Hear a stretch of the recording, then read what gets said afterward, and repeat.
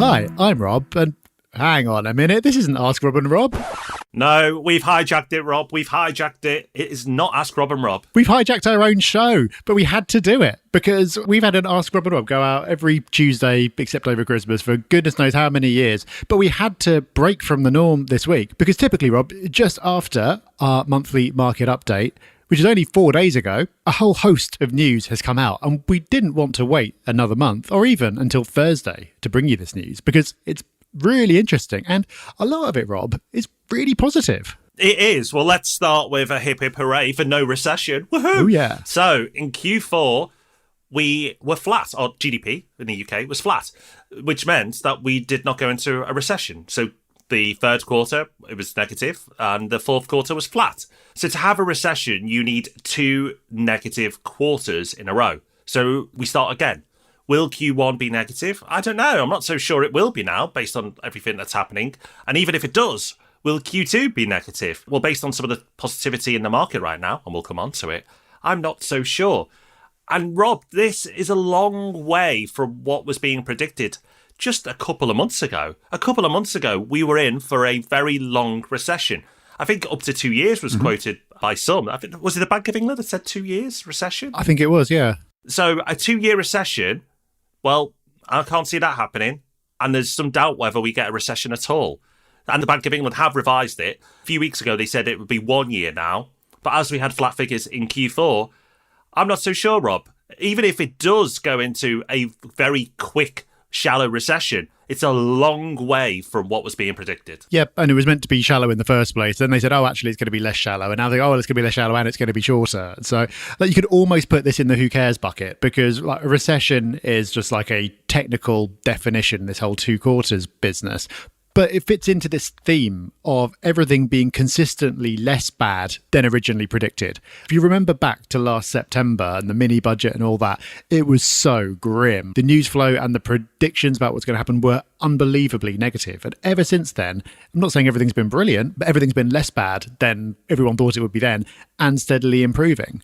I don't know if we've yet got the sentiment shift to match. So if you look at how this headline about the non-recession is being reported, there's Jeremy Hunt saying we're not out of the woods yet. The FT said the economy stagnated, which is true, but stagnation is better than it was supposed to be. So I think if you're reading the mainstream news, you're probably still feeling more negative than perhaps you need to. And how devastated must the mainstream news be?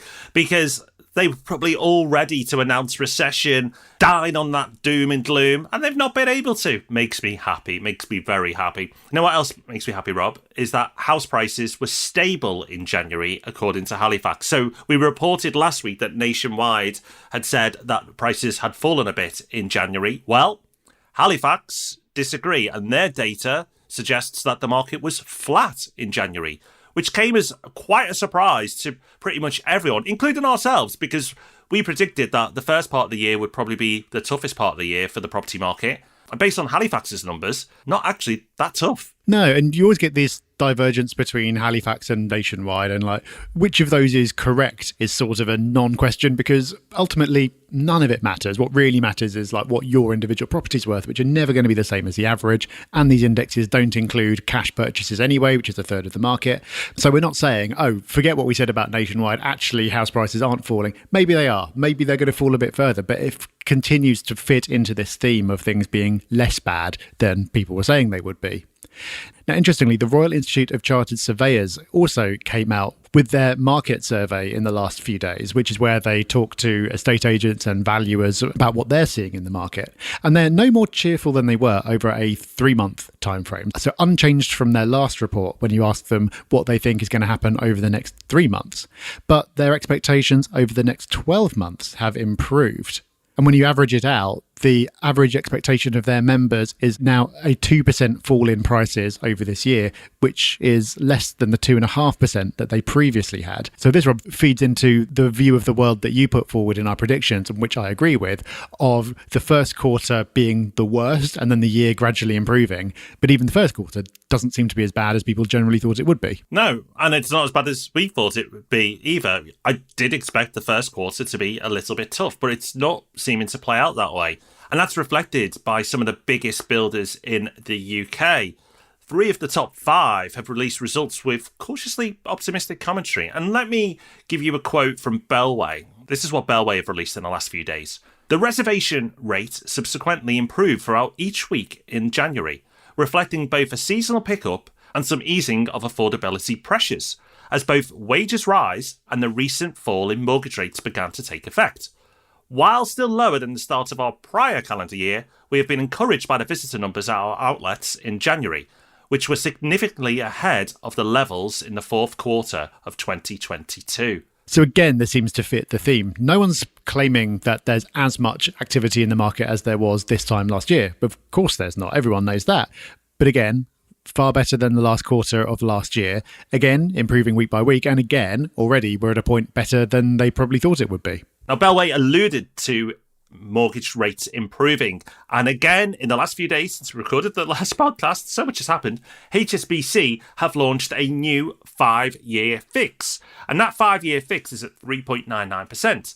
Now, interest rates are 4%, so how can they do it? Well, it's because swap rates are only 3.5%, and the swap rate is what the bank will pay for that period in time. What's really interesting is if the swap rate is at 3.5%, that means that the market believes the average rate over that time will be around 3.5%. So therefore, the market believes that interest rates over the next 5 years will be at some point below 3.5%, because at the moment they're above. So for that to be an average, it needs to drop below that rate. And that's really interesting that the market now is at that point, because we were a long way from that just a few months ago.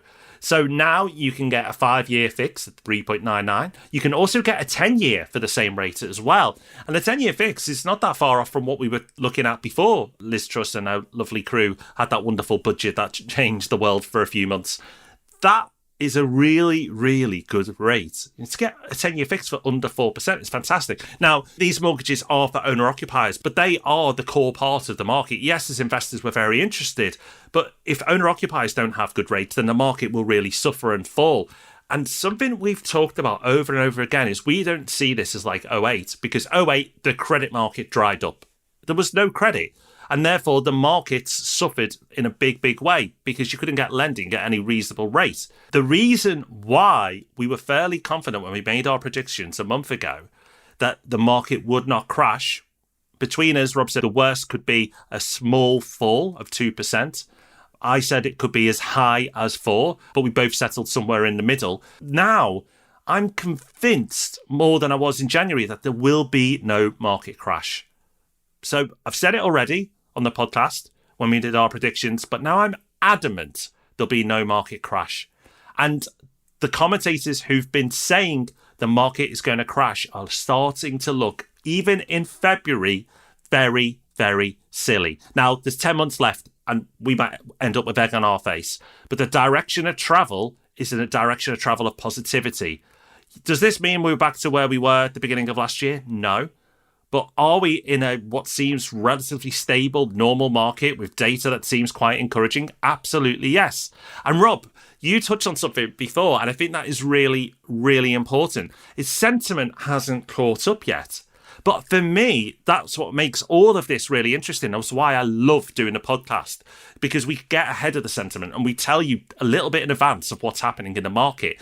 And I believe that the sentiment will catch up. And people will start to feel a bit more positive about what's going on in the UK and the general economy.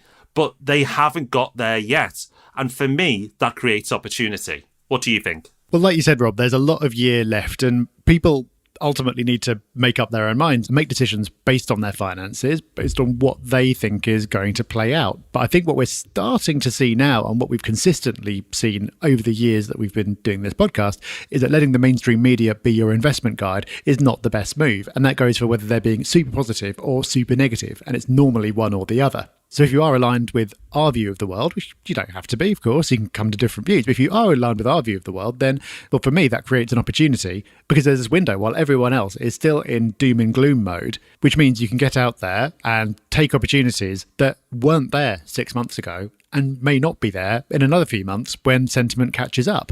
That's what we're doing, Rob. We're talking on Thursday about the first investment that we've made this year, the type of investment that we're making at the price we're getting it at the discount that we're getting it at, is that going to be around in a few months? I don't know. Maybe it will. But there's always an opportunity when there's this disconnect between what everyone else thinks is happening and what's actually happening. And that's why times of market turmoil can actually work to your advantage. When everyone's feeling positive, there's not a lot you can do. When everyone's feeling negative, if you disagree with them and you turn out to be right, well, then that's a huge opportunity. It is, and I'm so glad we've taken this opportunity to bring you some good news, because the world is full of doom and gloom, and it's not always based on reality. All those news stories are from the last few days. All of them are positive. So make your own minds up. We have, and we've taken action. And we'll be talking about that action on Thursday. So make sure you join us for that, where we'll be revealing our first investment of the year. And it's an absolute cracker. So we look forward to seeing you then. But until then, take care, have fun, bye-bye. Bye-bye.